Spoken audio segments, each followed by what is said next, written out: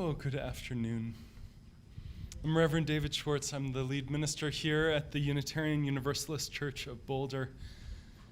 And whether you have been part of this community for decades or are walking through our doors for the first time today or are joining online, I welcome you into this house of memory and hope. We gather today to mourn the death and to celebrate the life of Jerry Pearson. Here in this place, we celebrate the power of memory to give us hope, the power of memory that helps us heal. In this hour, we hope, we pray to set down all of those masks that we wear to face the world. This is a time to mourn and lament and cry and wonder and celebrate and rejoice and laugh and offer gratitude for a life lived fully. We hope in this place to be strong enough to open ourselves to the pain of loss. Today, whether you know the other people in this room or not, we are one family, bound together by loss, united in our grief and our gratitude to be counted among the lives that he touched. All of us together, those in person and online, we're family. You are the family that he made. You are the people through whom he still lives. And today, in remembering and telling his stories, in hearing from him recorded, he's back together, whole and healthy and vitally engaged with life. He lives on in our remembering. He lives on in the lives that we lead. Jerry knew that the end of his life was coming. And he faced it with deep integrity and courage and curiosity. He thought deeply about the goodbyes that he needed to say, about his relationship with Connie, with kids, with family. He made time for y'all to gather, to say those goodbyes. And none of that means that the sharpness of this moment is any less. His reconciliation with his own death doesn't mean that we also have to be right now. But we're not gathered to find answers or because this is the time to be done and move on. We're not gathered to finish our grief, but to be in it together a little while. Grief asks us to let go of our loved one while holding his spirit in our lives. And we all grieve differently, and at different times it looks different. Grief comes in waves, and sometimes grief makes functioning difficult. And sometimes grief looks like numbness. Sometimes grief looks like anger or rage or despair. We need to do that work and feel all of that alone and together too. And as we celebrate his life and mourn his death, we're reminded that all of our lives, all of life itself is precious and fragile and beautiful. Friends, will you rise in body or in spirit? Let's begin in singing together. It's number 123 in the hardcover in the gray hymnal, Spirit of Life.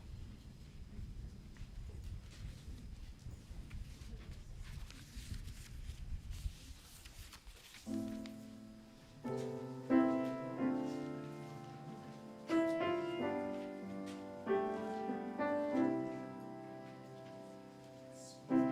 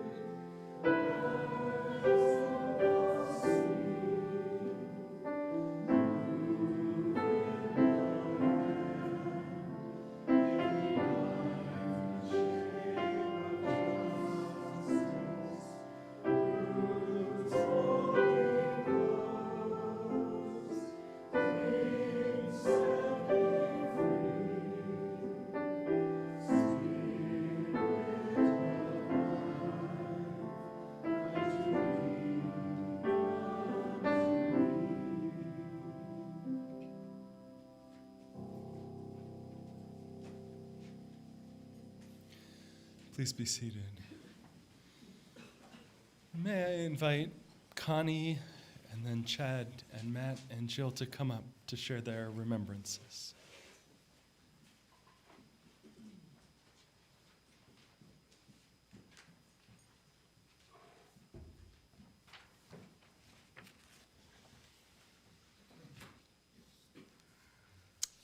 Hello to you all and welcome for being here. It's so good to see you. Yeah, thank you. It's with great gratitude that I want to acknowledge the great outpouring of love, support you've all given us. The dinners, the flowers, the cards, the emails, the phone calls. We couldn't have done it without you. So I just want to thank you for helping us make it through this time. It was really helpful. First, I would like to invite you to take a moment to reflect on the times you have experienced loss of a loved one. Yeah. The great turning of life that brings joys and sorrows to all of us. And we gather today to connect and support each other and to celebrate the life of Jerry. Jerry had a full, beautiful life. It was all you could hope for in a life. And I think we'll all dearly miss him, but we're glad he's out of his suffering and he's flying free. And that brings me joy to know that. One of my favorite quotes by an unknown author, at least I don't know the author, part of me died with him, and part of him lives with me. I feel so fortunate to have spent 60 years of life with him. We would have celebrated our 60th wedding anniversary on December 28th of this year. And Jerry was a scientist, and I'm the mystic. So we balanced each other out. He was stable, grounded, and steady with great integrity. And I was ready to explore new vistas and change. Through these years, we taught each other important lessons, obviously, like listening to each other and accepting our differences and negotiating. And Jerry taught me to be more discerning about life, as I was rather impulsive. He was my computer coach, and he could fix most things that broke around the house. He was committed to the well-being of our family, our country, and the world. He was a great father and grandfather.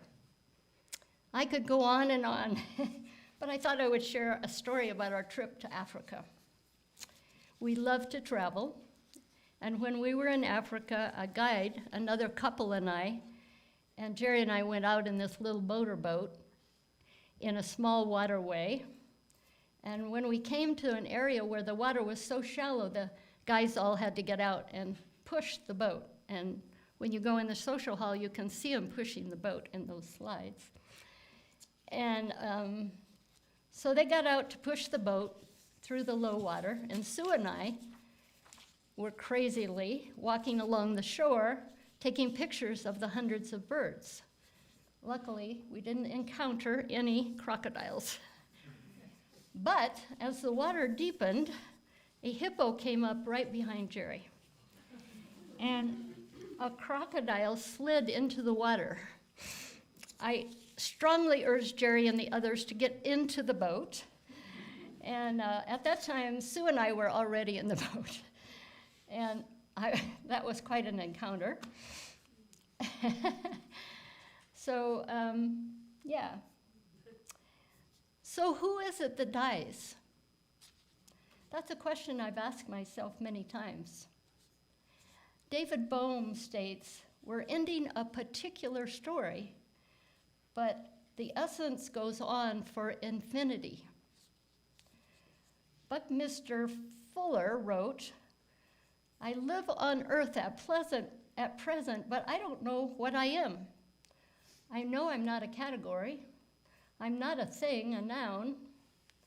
I seem to be a verb, an evolutionary process, an integral function of the universe. Eckhart Tolle says, the essence of who you are is indestructible. Nothing is destroyed. It is just transformed. There's no such thing as energy disappearing. The essence of that being inhabited that form, but it was never the form. When the person dies, the life within the form, the essence, moves out of the form. I believe Jerry's essence, his soul, will move on in some mysterious way. All this reminds me of a quote I like by Leonard Cohen. There's a crack in everything, and that's how the light gets in. And I would add, there's a crack in everything, and that's how we discover the light that's been there all along. Today, I celebrate the light that is within each of us, right now, always has been, and always will be.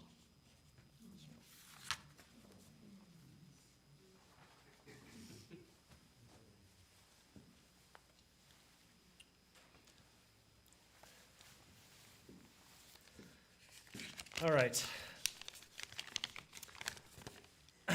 Well, I want to thank you all for coming. Like Mom, we so appreciate all the support that we've had from all of you, and it's great to see you out there and to see some friends that I haven't seen in a while. So I really appreciate all of your support, and I think all of us do. This is a time to really appreciate and celebrate Jerry, my dad, and all the wonderful things that I think he gave to all of us in many different ways. And there's two things, I was trying to think about what I was going to say here, and there's two things that really resonated with me about who Dad was and things I aspire to in my own life. And so to keep me on time and to keep me from becoming a bumbling mess, I'm going to read. So I think, one of the first things was that Dad was a kind and humble competitor. He was an athlete, and his competitiveness stretched across other aspects of his life outside of being an athlete. And he brought those off the ball field as well. And he created some funny events because you just didn't know when Dad's competitive spirit would come out. He was a rather mellow, humble guy, as I think most of us know. But then all of a sudden, that competitive nature would come out. And a really good example of this is that at 79 years old, he was still playing softball. And despite starting to see double vision, and his batting average starting to drop, and he was kind of frustrated about that, he still hit pretty well. And one such hit landed him a shot to opposite field and to right field, and he allowed him to push for a triple. Dad was 79 years old at this time.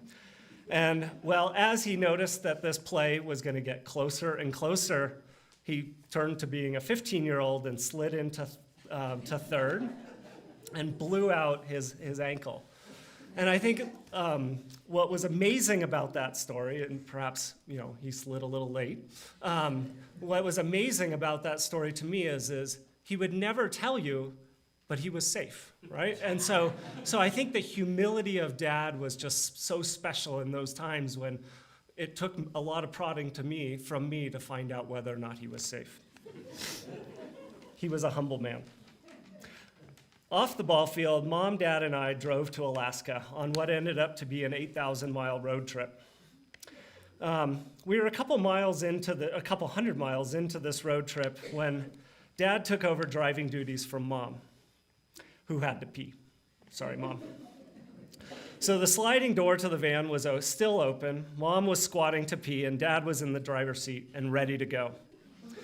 I noticed him put the car into gear, but just assumed he knew the status of both the door and Mom. He did not. On that 2-lane highway in Redding, California, he wanted to get out in front of a semi-truck, this is his competitive nature, that was starting to come over the highway horizon behind us. Well, Dad punched the gas, And as you can imagine, the coolers started flying out the side door of the van. Mom, pants to her knees, squatting, no longer has the cover of the van, and the truck was barreling down along the highway. Mom's scream, of course, caused Dad to quickly pull back over and pick up the pieces.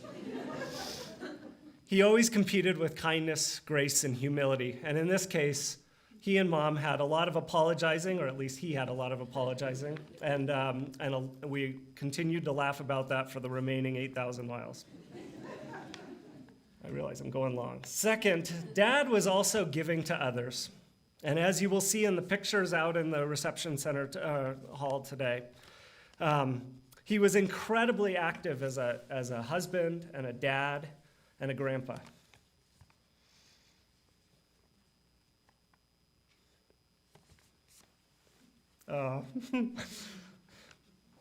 One kind of wonderful story was during the tumultuous Marshall Fire. So in a long story short, Mom and Dad were having lunch with the kids, as our kids, Will and Ruby, as they often do. And this fire was bearing down on our town of Louisville. Thankfully, my folks were with Will and Ruby. And, as the smoke was thick and the fire was quickly moving towards Julie and my house, the family was very concerned about the animals that were in our house at the time. And, as a testament to his giving nature, Dad equipped himself with a KN95 mask, a backpack for the cat, and a suitcase for the dog. And I just want you to imagine 82-year-old Jerry Pearson walking down the street, the 2 miles from Mom and Dad's house to ours. And as he walked into the smoke and fire during the chaos, everyone else was driving out through the traffic, stuck in traffic, and stopping to inform Dad that there was a fire down there. Now, without getting too excited, as Dad often didn't, Dad was the most mellow person, and as we learned, Midwesterners are supposed to be that way. He gave his cool smile and said, "I know, thank you for that." He persevered, got to our house, and saved the animals. And I think the key point here is that Dad would do anything for all of us, animals included. He was giving of himself and his time. And I'm so thankful for the time I had with him. Thanks.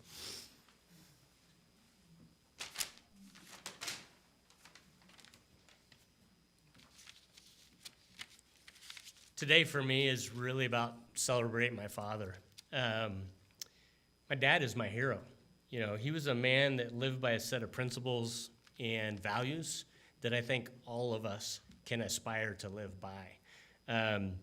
As Chad said, he was humble, he was kind, he was giving, and I may be a touch biased, but I also think he was brilliant. He was a willing and able coach and teacher. And he was an incredible patient person, something I'm not sure I got in my genes. As the rebel in the family, I really tested his patience and my mother's patience. However, over the years, I cannot remember a single time my dad raised his voice or yelled at me in my entire existence. It was much, much worse. What he would say to me is, "Matthew John, I am so disappointed." And for me, that just broke my heart. But he really knew how to push those competitive spirit inside of me and make me a better person. The first time I remember pushing that button, my dad was outside working on the trailer hitch to the van. My sister was in the back playing with some dolls or something. And we were in the van, and it was the old vans. I was probably 8, and they had 3 on the tree. And so the gear shifter was up by the steering wheel, and I was steering and shifted and somehow dropped it into neutral. And I turned around, and the van was starting to roll down the hill. And I look, and my sister's looking at me, and I look back, and my dad's eyes are about as big as saucers, and he's trying to catch the back doors of the van as we roll down the hill. We started steering and going across the road, jumped the curb into the neighbor's yard, and the only thing that stopped us was there was a statue of Mary, and we ran right over the top of Mary. Even with all that, my dad still did not yell at me. I did lose a lot of allowance over that event. And for those of you that are wondering, Mary was fine. I picked her up and we dusted her off a little bit. It was all good.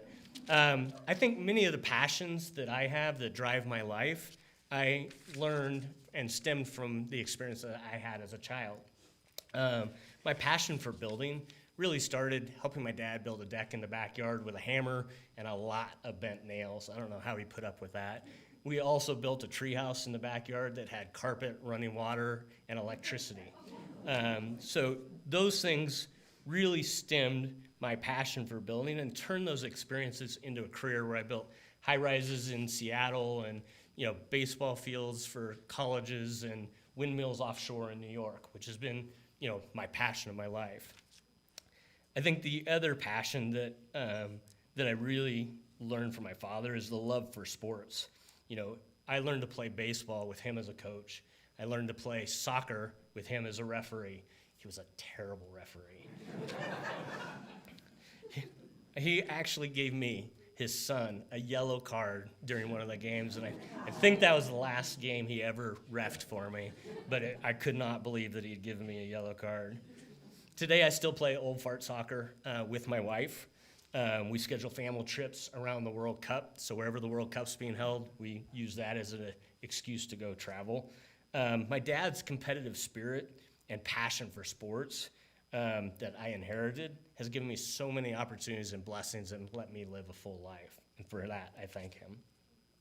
I would love to say I mirror all the values and traits my father has, but I do not. And I work really, really hard to live up to that really high bar that my father set, but I think it gives me something to aspire to and to teach my kids. While I miss my dad tremendously, he lived a wonderful life, and as you can tell by the people who are talking today, he left a beautiful legacy. My dad is my hero.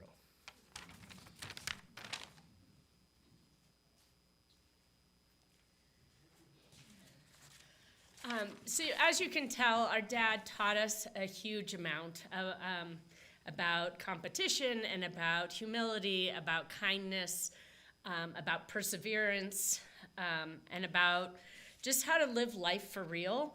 He also taught us how to make the ideal roasted marshmallow for s'mores, which always ended up all over his full beard, which he had for much of our life. And he took time over the years to perfect his oatmeal pancake recipe, which his grandkids still enjoy today. He also taught us to face challenges. He showed us that we can survive a broken axle on a tent trailer in the middle of nowhere on 4th of July weekend, and explained that once an unchangeable decision has made, it is by definition the right decision. One of my favorite quotes is something that Thoreau said when he went to go live at Walden Pond. He said, "I went to the woods because I wished to live deliberately, and not when I came to die realized that I had not lived." And Dad taught us to live deliberately. He shared his loyal love of family, spending summer weeks together on the road, driving in the desert at night, and finding Name Rock by the Missouri River, where all the Pearsons and Armstrongs and Boddars have made their marks over the generations. He shared his curiosity and continual learning, always reading all the signs at the museum, making videos of his travels with Mom, and changing his mind when it was the right thing to do. He taught me the joy of reciting Poe and Kipling poetry, the beauty of making and listening to music, and the sacred quality of nature. And Dad also showed me how to die deliberately. He chose to follow his own path, not the medical model. He invited his family to a celebration of life in August so we could say everything we wanted to say to and about him, and that he could share in the celebration and hear our love and appreciation of him. In a moment, we're going to watch a video that he made in which he explains his life, his death, and what comes next. I described my dad to a colleague at work. I was describing his integrity, his curiosity, kindness, contemplation, and connections to family. And she said, "Jill, if I were to describe you and what you teach to your students, that's what I would say." So Dad continues to live on through us, through our kids, through all of you. His life and lessons ripple out into the world to people we know and people they know and people that we've never seen and heard of. So Dad continues to touch people and places we can't even imagine.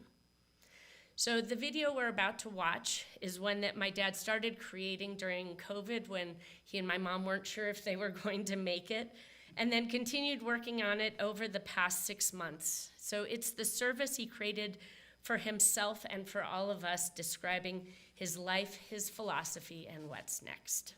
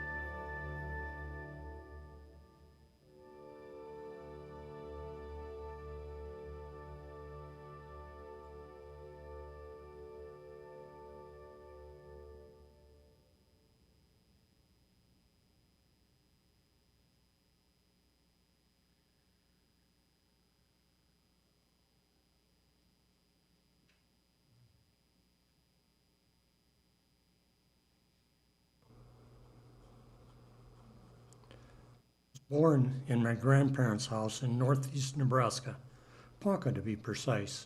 My grandmother was the midwife, as there were no doctors in Ponca. Must have been a difficult birth, causing a greatly misshapen head, as they wouldn't let my mother see me for 4 days. That information came from Mom to Connie, not to me. I guess mothers don't talk about such things to their sons.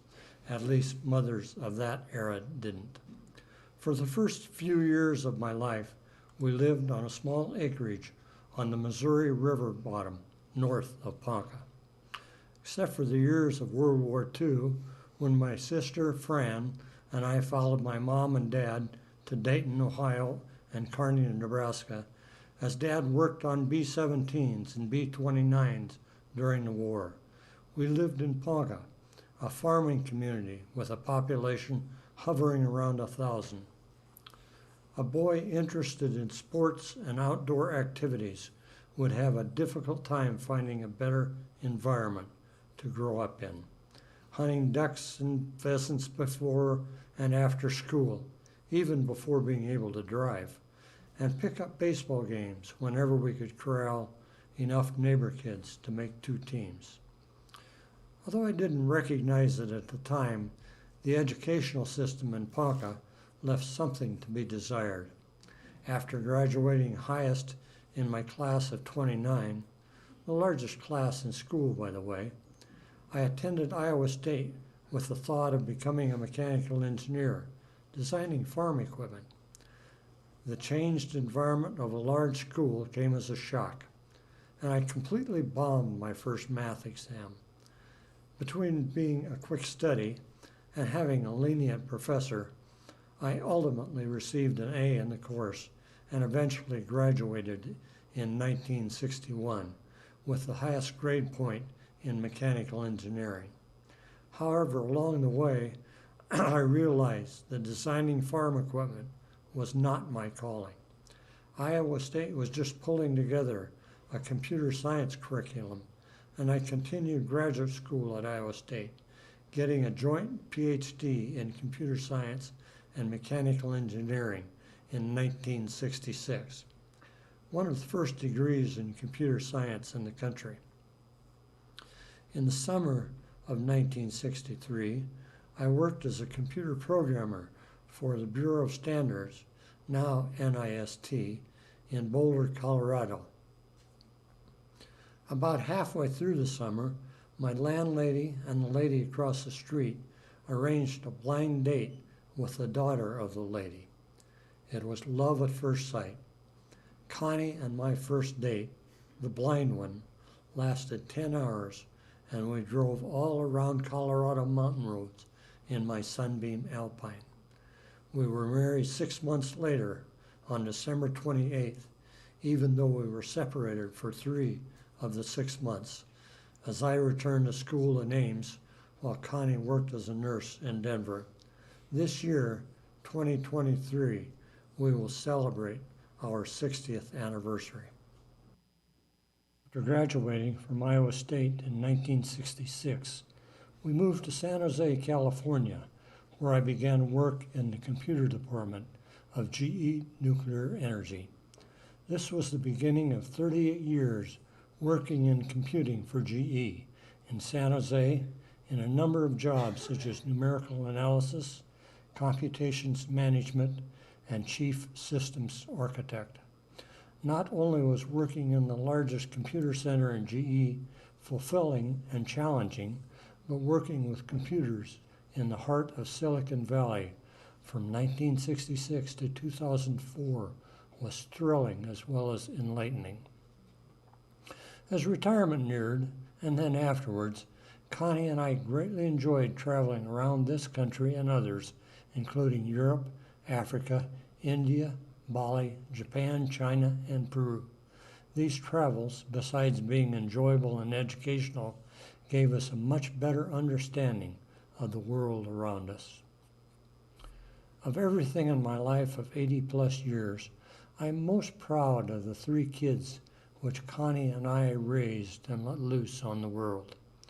Jill has followed her absolute passion as a born teacher, teaching preschool kids, grade school youngsters, high school teens, and adults. Topics from English to physics to woodworking to yoga. She started at an early age by recruiting her playmates and her parents as students while she played teacher. Matt showed his business acumen early, around the age of 10, by scouting grocery store ads for soda sales and then selling the pop on hot days to cars and trucks lined up to go to the dump near our house.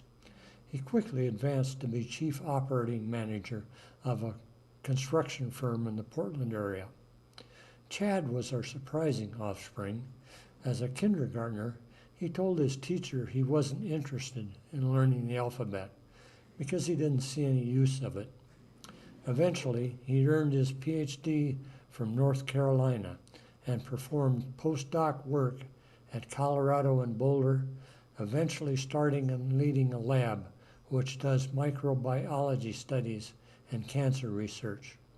3 additions to the younger generation, which will lead us to greater things, as well as serving as the parents of 6 of the greatest grandchildren in existence.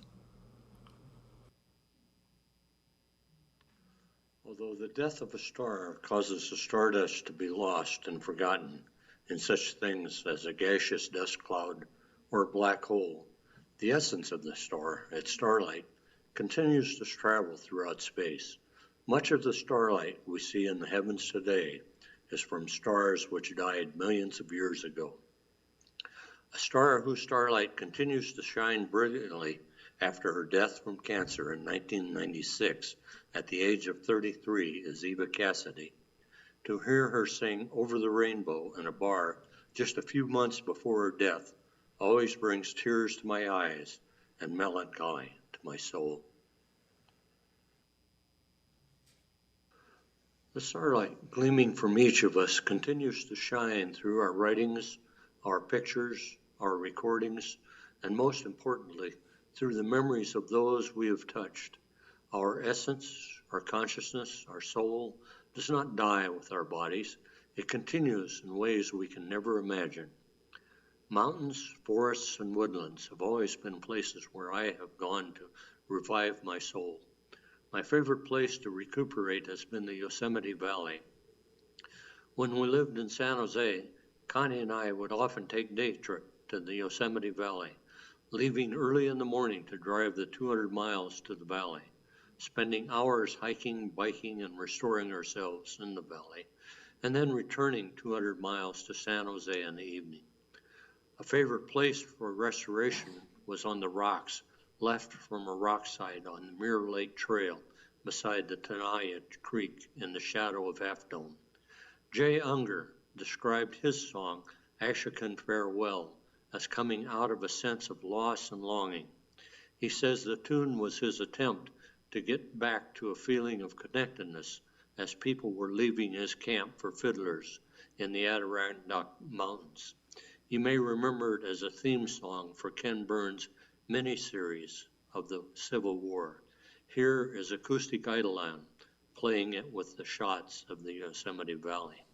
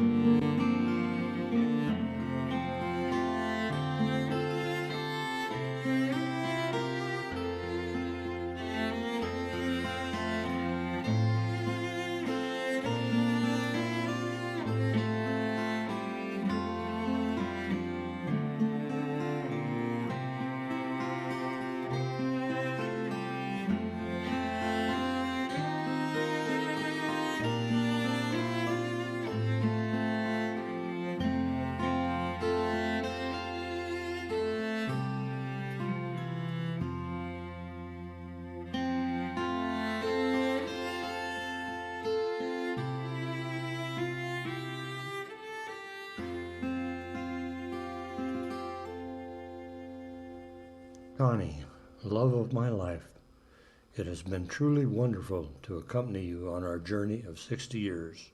I love you, and I will be with you always. Fare thee well.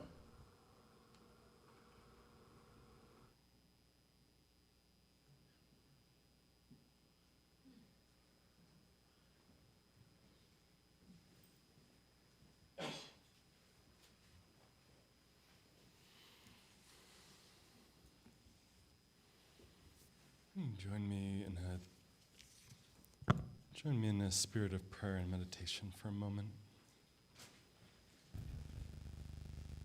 A spirit of stillness. And in this moment, I invite you to let all of that rest on your heart. The images and the words, the voice and the care and the wisdom in all of it.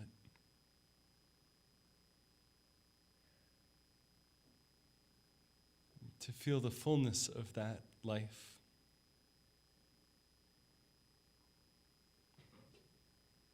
And the way that who Jerry was lives on in each of you in different ways. Ripples out still in your own lives. When we remember him and tell his stories, when we live out those values that he cared for.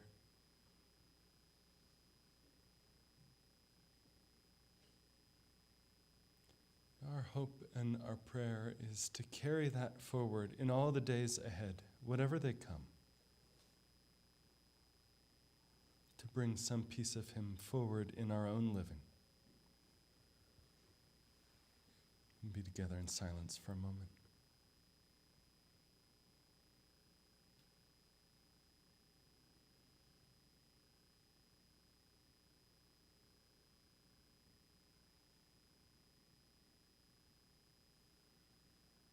Amen.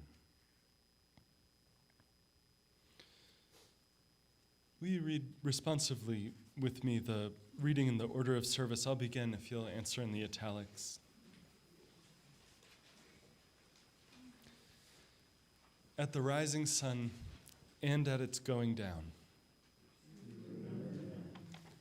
When we are weary and in need of strength. When we are lost and sick at heart. When we have joy we yearn to share. For as long as we live, they too will live.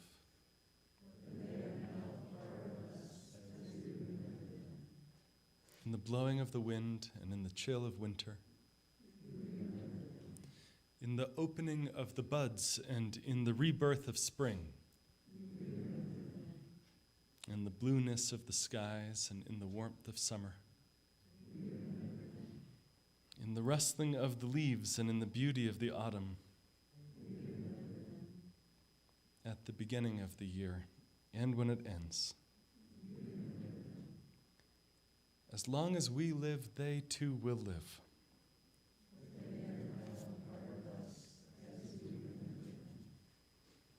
Let's close in song. We'll sing number 108 in that silver, that hardcover hymnal. And can I invite you, as you're comfortable, as you feel moved, to come together, to join a circle around the edge of the room here, all of us together, and to sing this to each other as we do. Number 108.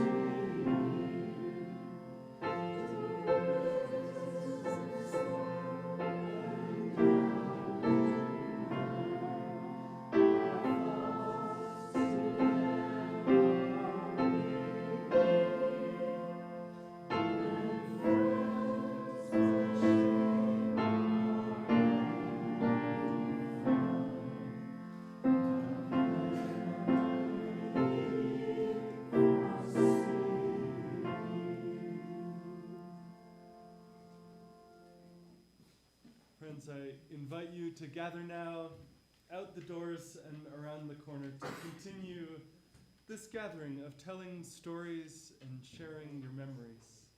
Our service ends and going through.